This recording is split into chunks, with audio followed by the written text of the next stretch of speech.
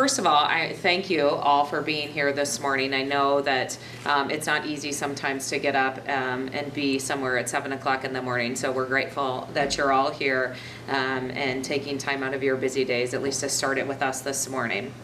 So you've heard from our state party leaders, and they did an incredible job. Actually, I can probably carve about 5 or 10 minutes out of the first part of my presentation, because they really spent a lot of time talking about the importance of the caucuses and why Iowa we've had this incredible opportunity to select candidates here in our state, and why Iowa's a leader in that area.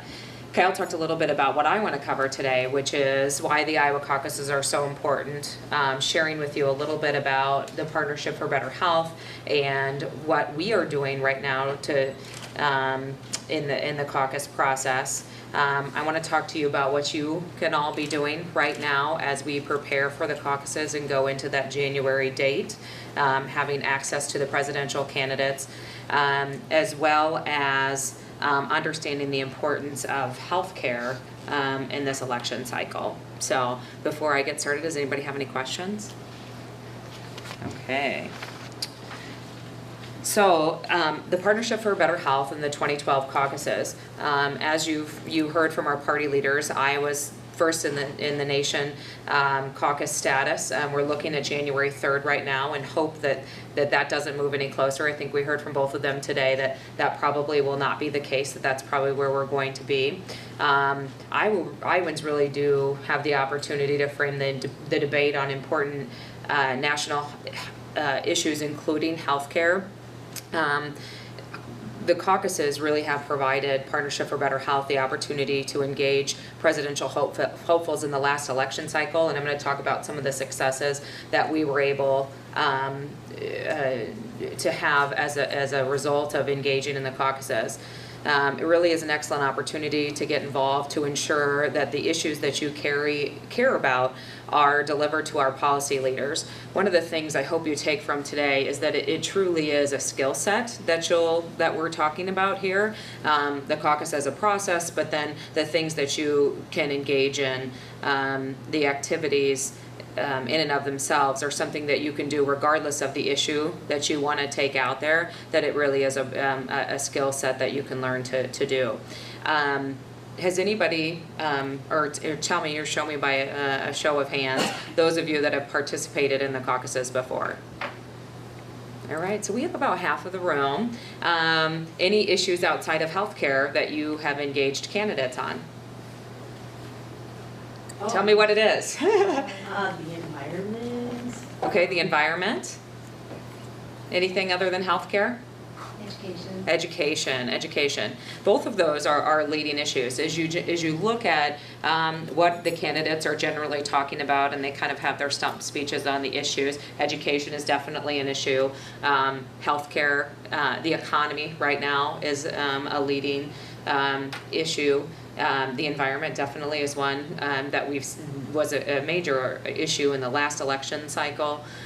So those are definitely issues that are talked about. And the reality is what we've learned through our process and in Iowa with having access to the candidates, that we really can have our messages heard.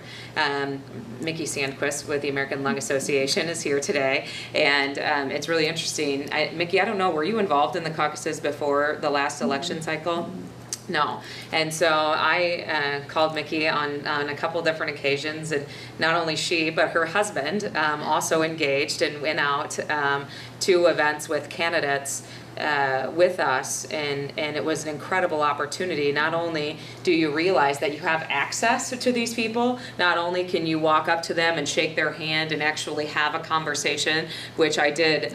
Kevin, Mickey's husband, we had the opportunity to actually meet Mitt Romney last time in Adel, and it was literally in a room probably about the size of this. There were maybe 20 people there, and we probably had a 10-minute conversation with him following his presentation. That's truly how accessible these candidates are, and why Iowans take I think our job with the caucuses so serious. But outside of that, I think Kevin and Mickey probably got bit by the caucus bug, or at least the political bug, to get more involved. So it truly is, the caucuses provide us an opportunity to make sure that our issues, that we can move our issues forward, and it truly is as easy as going and having donuts and coffee with the candidates in any and every community throughout the state of Iowa. We have that opportunity.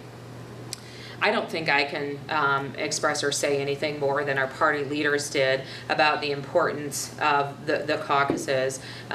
We have national media that, that come to our state. Matt was just talking about how DC reporters were in here, and when they're sitting in restaurants, they hear about Iowans talking about the caucuses. It is October 11th in Iowa, and it is truly the buzz of what a lot of our people across the state of Iowa are talking about, from which candidates are in town, who have you talked to, who have you seen, who have you met, that sort of thing. And so as we heard, and as we probably know, that Iowans take our politics very seriously.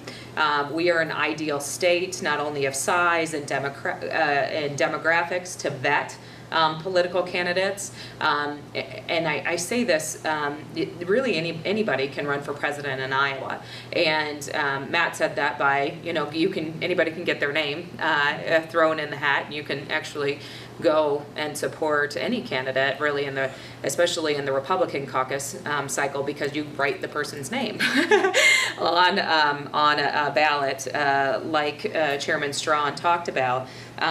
But because we have such a grassroots approach with the caucus process, it really is an incredible opportunity to get out there and be able to choose our next leader.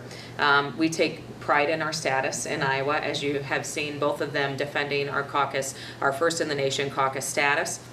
And as Iowans, we really expect to be able to meet and have access to all the candidates. And I think that says a lot about us as Iowans, and that for candidates to understand if they're going to be viable not only in our state but also anywhere else across the country, that they have to come and truly implement a grassroots campaign in every county, in every community, in every coffee shop, in every local VFW hall to meet the people of Iowa.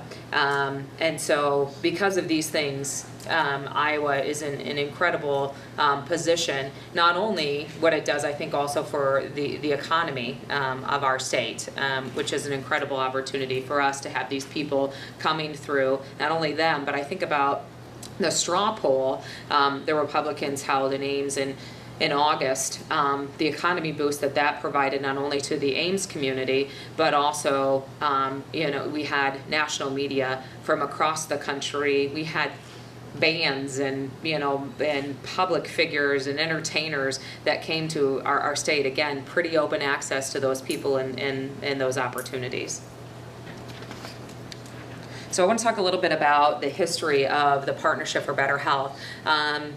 I see a few new faces here in the room, but I see some well-respected, familiar faces as well. A few more wrinkles maybe, definitely on my face. That comes with the stress of campaigns like this. But in 2007, we launched with only 14 partners. 4 years later, we are now nearly 50 partners strong.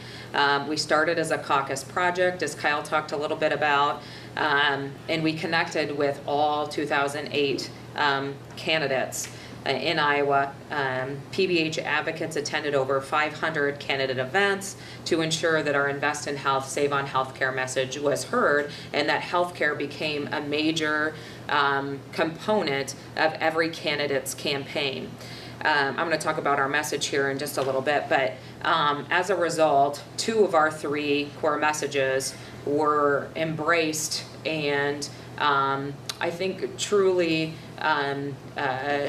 implemented in the President's health care plan including both the prevention and the intervention components. I'm going to talk a little bit more about innovation as we move through our discussion today.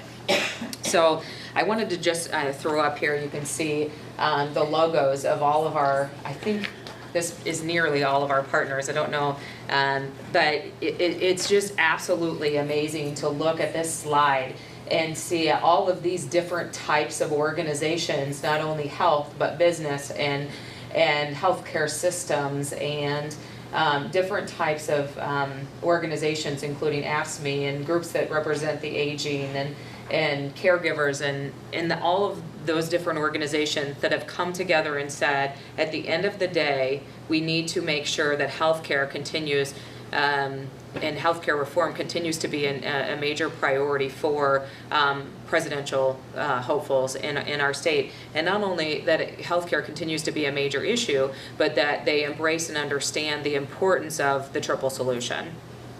So we are nearly 50 partners strong now and representing over 1 in 10 Iowans. So it's a really exciting place to be, considering that our population's kind of shrinking.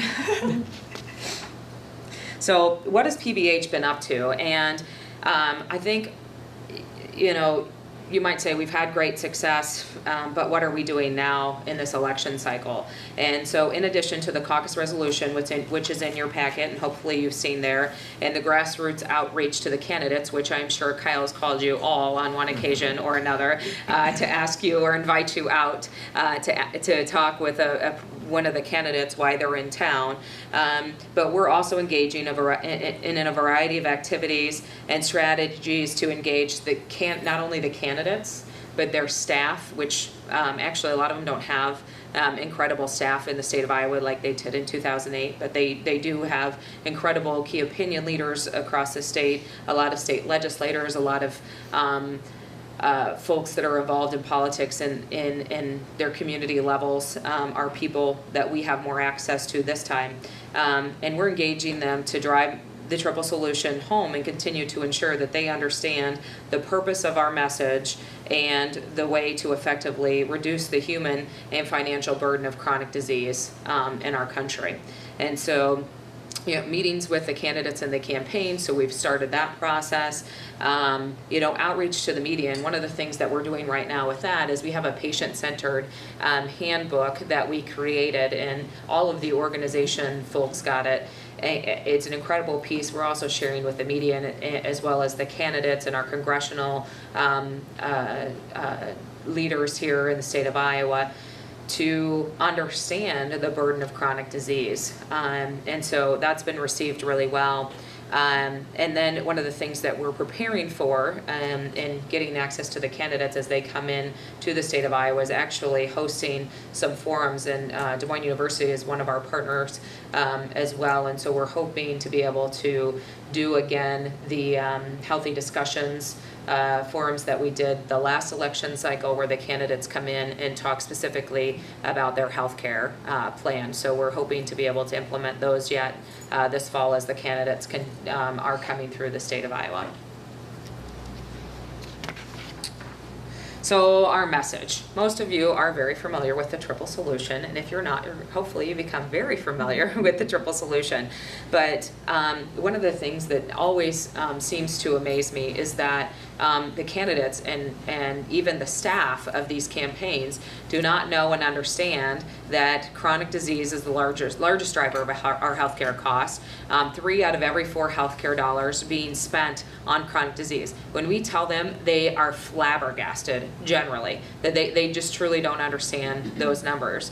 That nearly 50% of Americans have at least one chronic disease, half of our population, and that's why chronic disease is driving our healthcare spend.